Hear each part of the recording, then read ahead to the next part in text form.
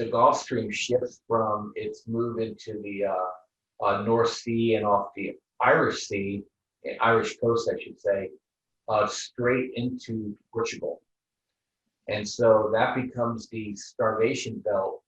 Anything north of that belt basically is going to not really have summers that are going to be have good growing conditions.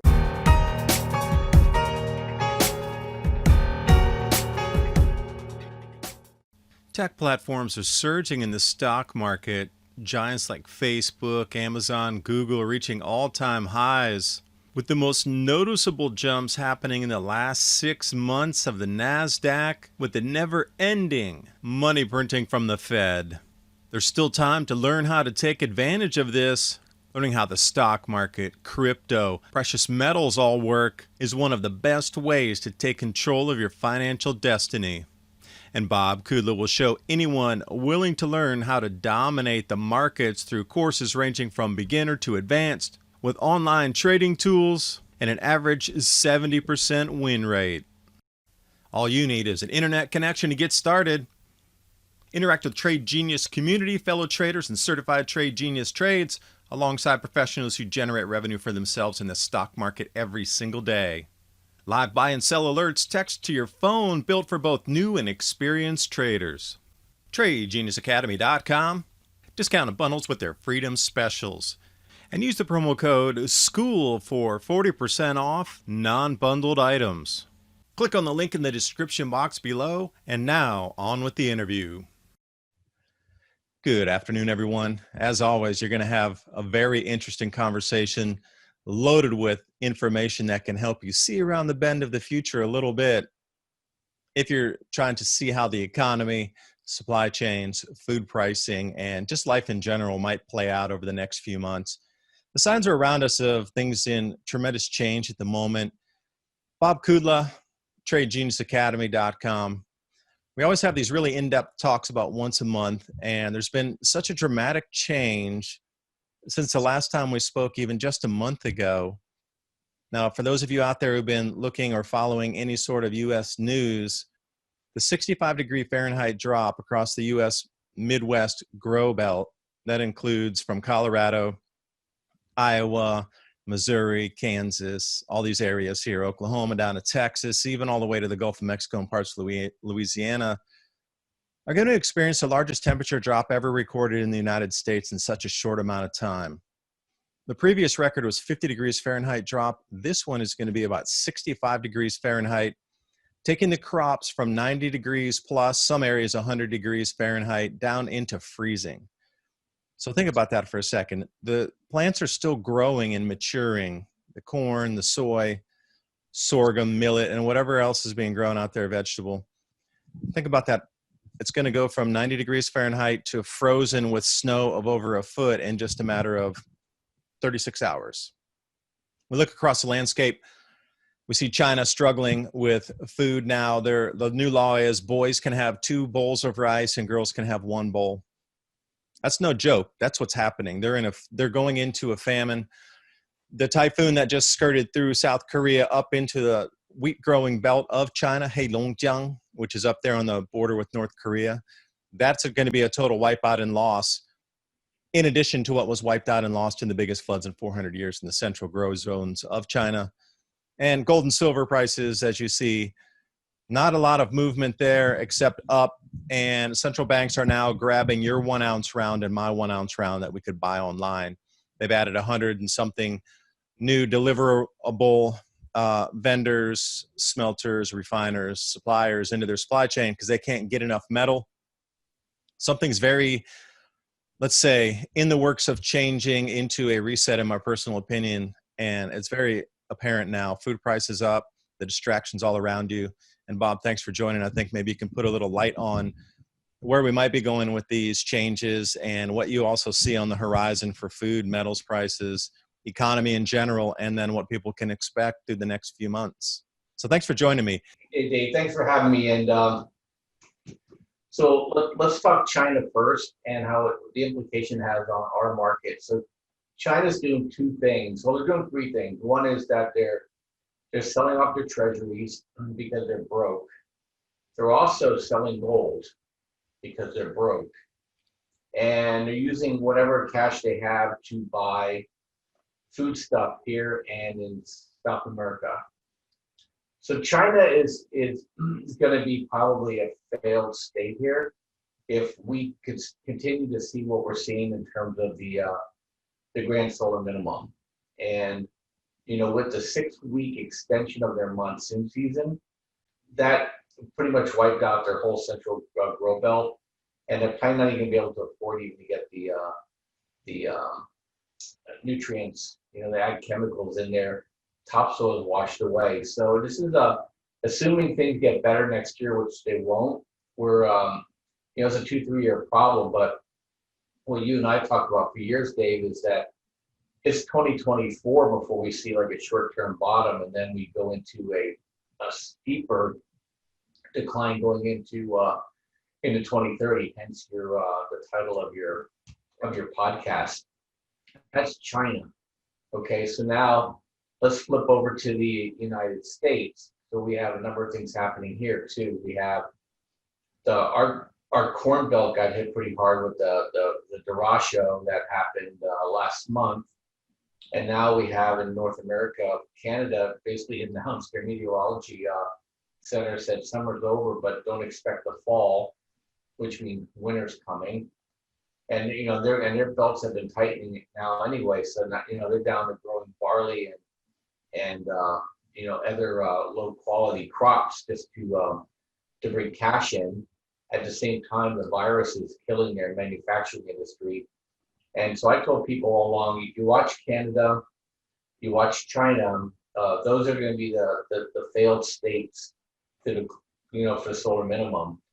Argentina, we talked about this last time we spoke. Argentina actually has kind of a surplus at the moment, but what's happening with Argentina is that they want to export food stuff, but it's raising the price of food for their local population because of their currency sucks. So they're in a big world of hurt.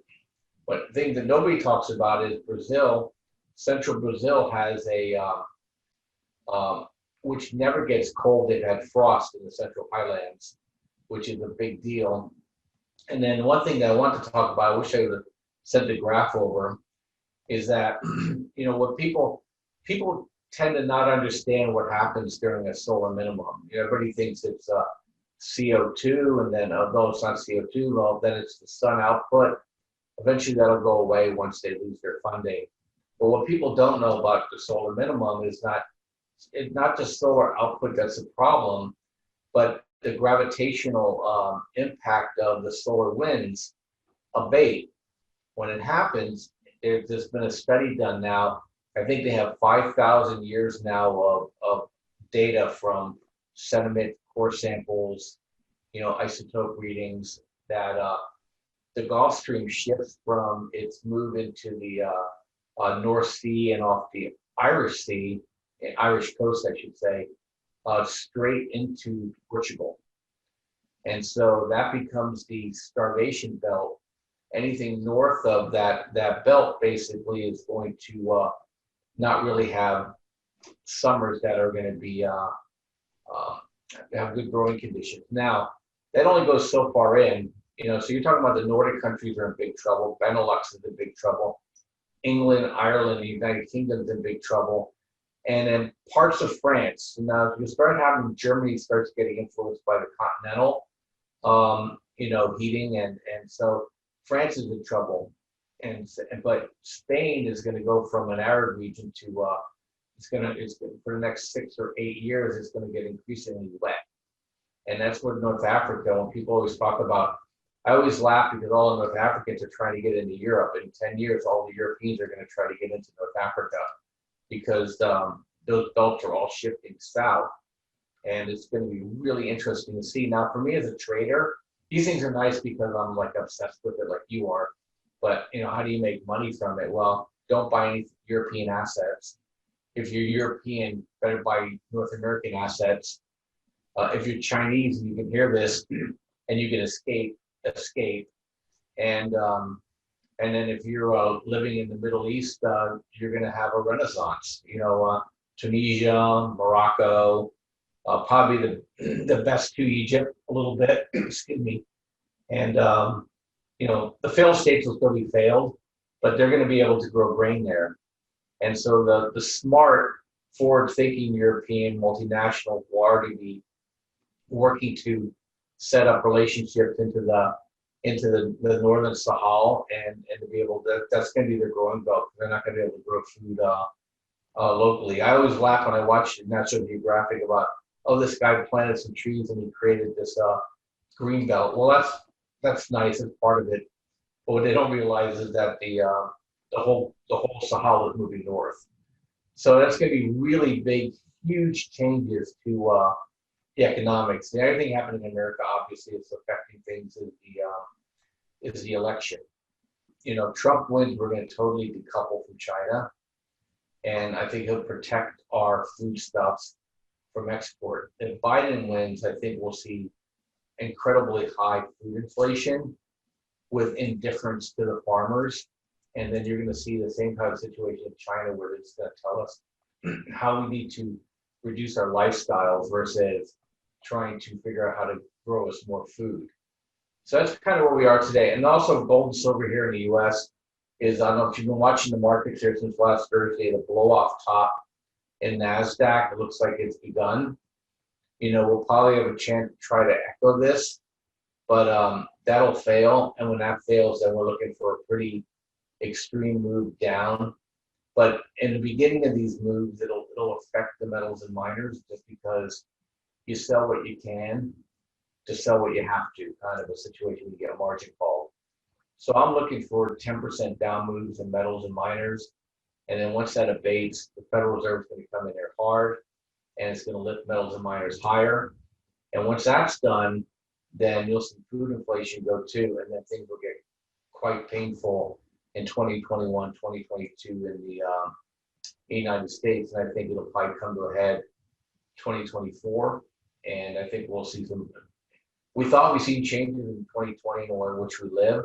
By 2024, it'll be really interesting. How's that for an answer?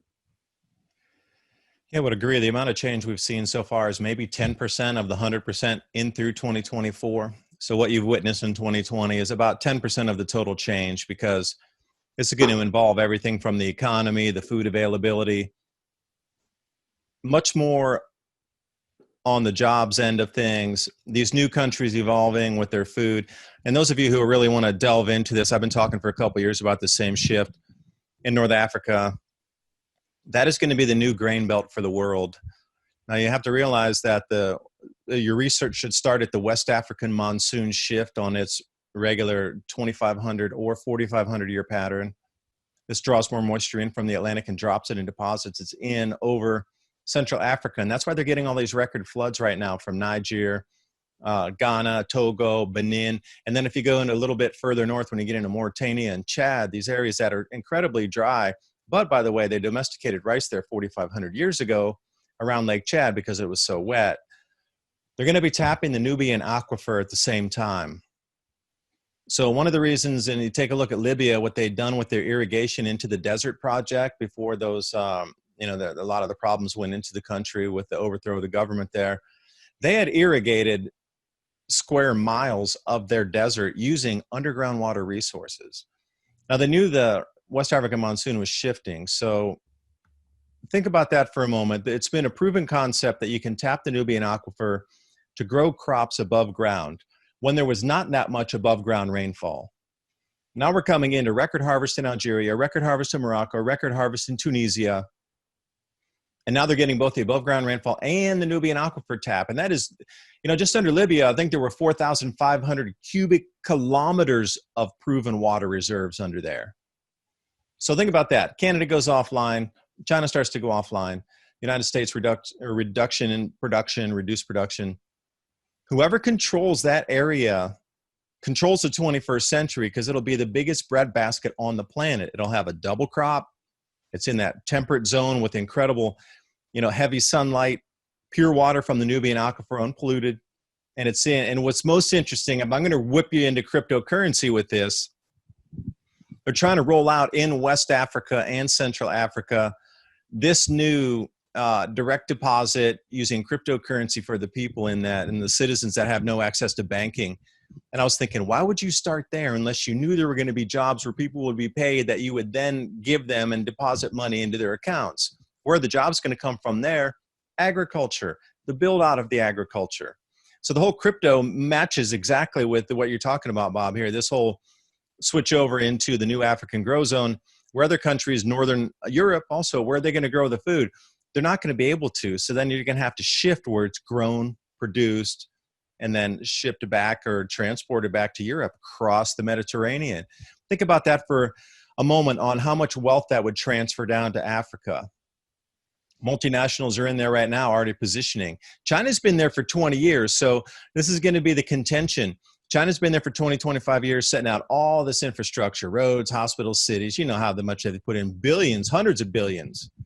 Now, the Western powers are going to want to go in there and take that same land.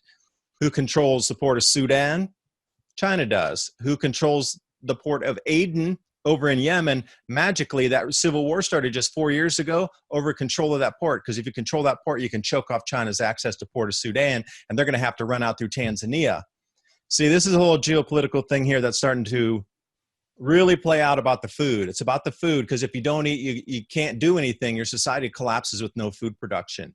So then you come into the gold and silver and the money reset. So, you know, Bob, you hit it on the head there. This whole thing is all eyes should be focused on Northern Africa and how the transition is going to move and how the food transition and it's going to be, and I did some research a couple years ago on this, on the full amount of acres produced. It's going to eclipse North America, including Canada and Mexico and United States combined in just the central region. That wasn't talking about going all the way north to the coast or even way down into the desert areas. More growable acres than we have in all of North America combined. And whoever controls that's going to control the 21st century, hands down. Watch, this is going to be the new focal point. And I bet China trying to transit crops from, say, Tanzania when they load back to China, get interfered with in the Indian Ocean. That'll be the flashpoint for something that happens between China and a Western power. That's my own assessment, but I'll stop there. Yeah, I mean, look, China can't defend those ports. So, you know, the Europeans are not going to starve so that China can get free access to grain. So, you know, they're gonna engage, and they're right there. And you know, the Chinese may have the infrastructure there, but they're not really well liked. And most of those countries speak French, and if they don't speak French, they speak English. And so there's more of a natural affinity. And, you know, I think a lot of those people in those countries know how to deal with the European conglomerates and to a lesser extent the United States. And they know the Chinese are basically win-lose kind of negotiations versus, you know, a little bit more fair treatment from the Europeans and the Americans. So I think China's going to have a heck of a time trying to support, you know, and hold on to those assets. They're already struggling. And Tanzania is no picnic for them too. There's a lot of grief. Kenya, Tanzania, you're already starting to see pushback on the Chinese there. And look, the United States sits at the Horn of Africa, you know, and China in 50 years could not build an infrastructure that challenged us in those ports, you know. And then you got the Indian subcontinent, which is openly hostile to China. And the Indians are now forming very tight relationships with the United States and Russia for infrastructure for military. And you have to understand too, Russia and China is having a falling out too. You know, the Russians were going to provide the Chinese with some sophisticated high-tech anti-air defense systems, but they found that the Chinese were trying to basically steal it from them. And if you know anything about Russia, I mean, they're idiots if they try to get into bed with the Chinese, because the Chinese are looking at half of Russia and say, you know, looks like northern Manchuria to me, you know, and move a couple 100 million people in there and just call it a day. So I think the Russians are probably would love to have some sort of rapprochement, you know, and with grain becoming such an issue, you know, the Black Sea belt will probably be okay. because it's such a deep belt like the United States. So they may have areas that can cut off, but areas that'll be good. So the world's going to get extremely chaotic, and that's going to be good for the dollar. Everybody, just so all your listeners know, the dollar is a reserve currency. The dollar is not going to collapse. Don't worry about that. What we're looking for is for the dollar and gold to rise in purchasing power together. That's when we know the extra pyramid is going into its final stages. Is that once they don't want the American bonds anymore, we're right there now because we're at zero, right? So now the only assets that are be worth holding are going to be the U.S. currency itself and gold. And so when I say gold, crypto you can throw in there because it's outside the banking system. So it's kind of like another planet.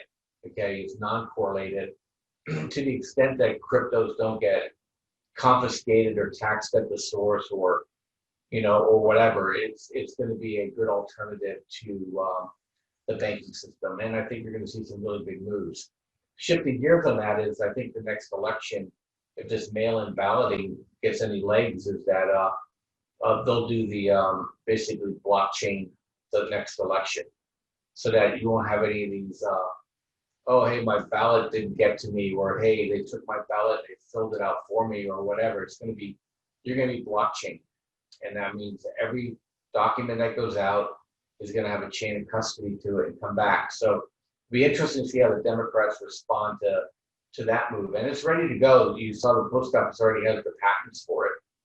So Trump could just say, hey, look, you know what? This election's a fraud.